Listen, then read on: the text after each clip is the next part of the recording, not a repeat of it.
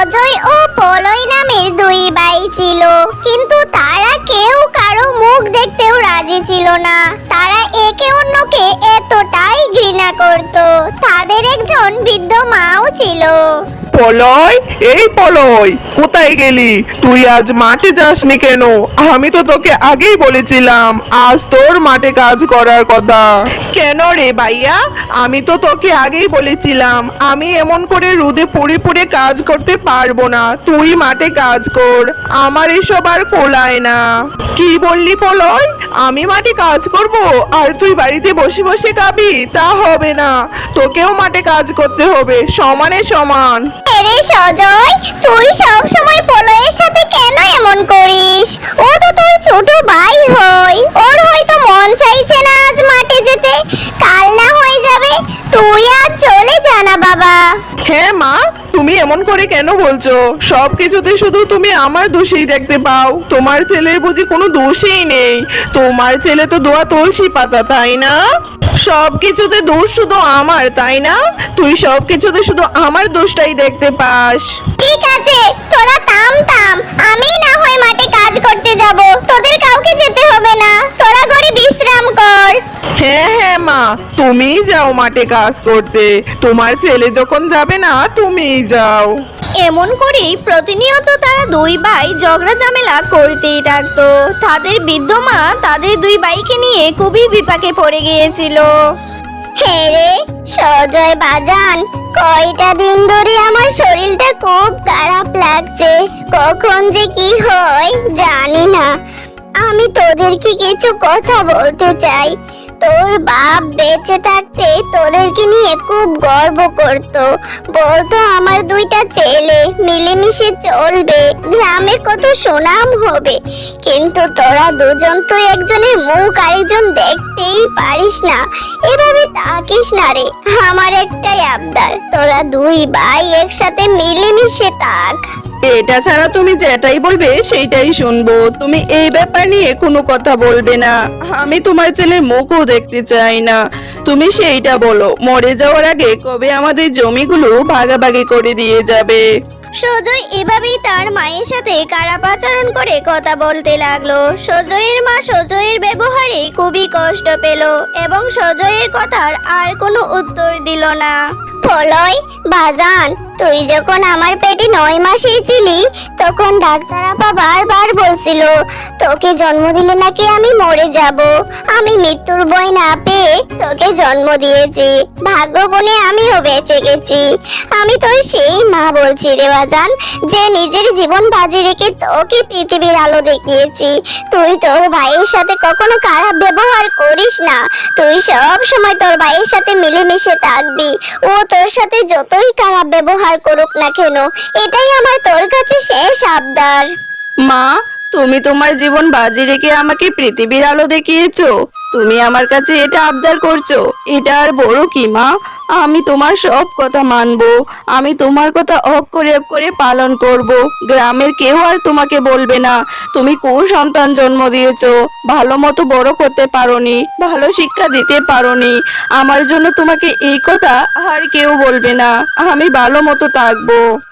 এর কয়েকদিন পরেই পলয়ের মা অসুস্থ হয়ে যায় এবং সেই অসুখেই সে মারা যায়। মা তো মারা গেল, কিন্তু আমি চাই আমাদের জমি জিরাতগুলো ভাগাভাগি করে নিতে।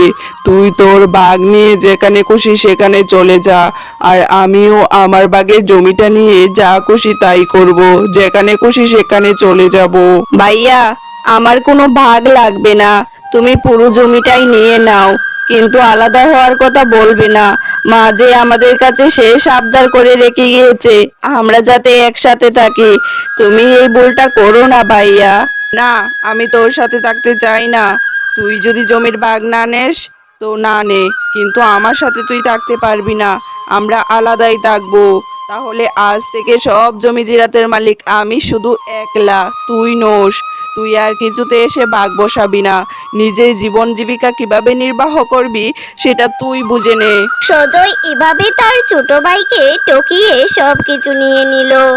আর পলয় তার মায়ের কথা রাখার জন্য সব কিছু ছেড়ে দিল এবং তার ভাইয়ের সাথে মানিয়ে চলার অনেক চেষ্টা করতে থাকলো।